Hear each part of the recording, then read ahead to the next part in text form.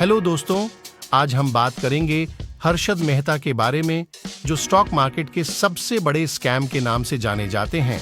लेकिन उससे पहले हमारे चैनल चिकू स्टोरीज को सब्सक्राइब जरूर कर लेना। हर्षद मेहता जब मुंबई आए थे तो उनकी जेब में सिर्फ 40 रुपए थे और उन्होंने 8 साल तक मामूली नौकरी करी थी। हर्षद मेहता को बिजनेस में काफी इंटरेस्ट था, इसलिए उन्होंने अपना कैरियर बिजनेस की फील्ड में बनाने का फैसला किया। हर्षद मेहता पैसे से एक स्टॉक ब्रोकर थे।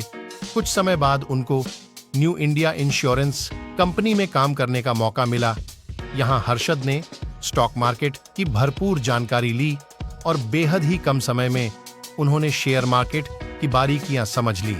आगे चलकर इन्होंने 1994 में अपनी खुद की कंपनी शुरू की और बॉम्बे स्टॉक एक्सचेंज में इन्होंने मेंबरशिप ले ली। 19 के दशक के आते आते इन्हें पहचान मिलनी शुरू हो गई थी। लगभग हर अखबार और हर मैगजीन में हर्षद का चेहरा दिखाई देने लगा था।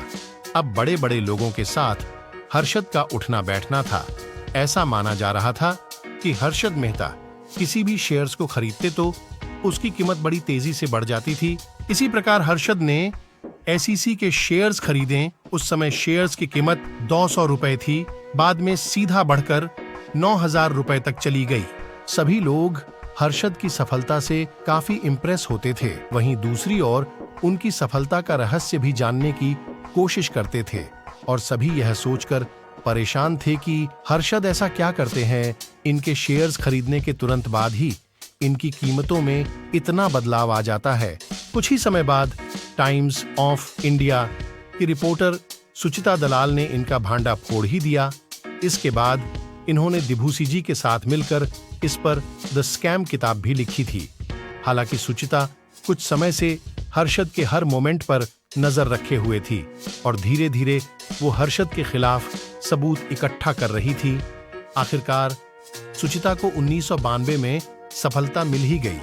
सुचिता को खबर मिली कि हर्षद मेहता 15 दिनों के लिए बैंक से लोन लेते हैं और अगले 15 दिनों के बाद वो लोन चुका देते हैं।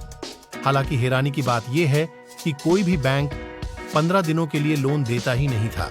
इस सब में हर्षद अपने दिमाग का पूरा इस्तेमाल करते थे, पर हर्षद की बैंकिंग सिस्टम में काफी पहचान थी।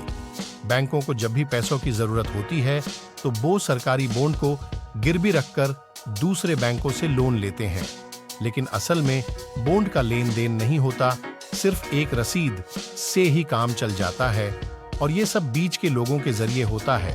हर्षद को इन बातों की काफी नॉलेज थी। हर्षद को शेयर मार्केट के लिए कभी पैसों की कमी नहीं रहती थी। हर्षद मेहता ने बैंक के पैसों को मार्केट में लगाया और करोड़ों रुपए का मुनाफा कमाया। मुनाफे के पैसे का अंदाजा ठीक से कोई नहीं लगा सकता था। हर्षद का लाइफस्टाइल अब पूरा बदल चुका था। हर्षद के पास अब एक से एक लग्जरी कार थी और साथ ही वो एक आलीशान बंगले के मालिक थे। लेकिन ये सब अब लोगों को खटकने लगा था। भारत में शेयर मार्केट बहुत इंप्रूव हो रही थी, लेकिन एक समय मार्केट का हाल बेहाल हो गया। मार्केट बहुत डाउन चली गई और हर्षद मेहता बैंकों को पैसे देने में नाकाम रहे। उसके कुछ दिनों बाद हर्षद मेहता कांड अखबारों टीवी में आने लगा। फिर पूरे देश में हलचल मच गई। इस घोटाले की चर्चा पार्लियामेंट में होने लगी।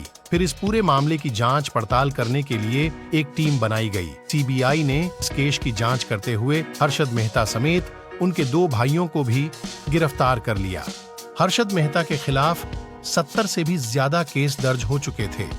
उसके बाद हर्षद मेहता ने एक प्रेस कॉन्फ्रेंस की थी। उस समय यह तक कह डाला कि उन्होंने prime minister PV Narasimha Rao को 1 करोड़ रुपए रिश्वत दी थी। धीरे धीरे हर्षद को हर केस से जमानत मिलनी शुरू हो गई थी, लेकिन सन 2001 में हर्षद को गिरफ्तार कर जेल भेज दिया गया था। लेकिन 31 दिसंबर 2001 को हार्ट अटैक आने के कारण हर्षद मेहता की मौत हो गई। आरबीआई की रिपोर्ट के मुताबिक 1992 का ये घोटाला 4025 करोड़ रुपए का था, जिसमें सबसे ज्यादा एसबीआई के साथ 600 करोड़ रुपए का फ्रॉड किया गया था। इस मामले का खुलासा करने वाली टाइम्स ऑफ इंडिया की रिपोर्टर सुचिता दलाल को 2006 में पद्माश्री अवार्ड से सम्मानित किया गया था। दोस्तों, ये थी हर्षद मेहता स्कैम 1992 की स्टोरी। अगर अच्छी लगी तो वीडियो को लाइक और हमारे चैनल को सब्सक्राइब जरूर कर जाना।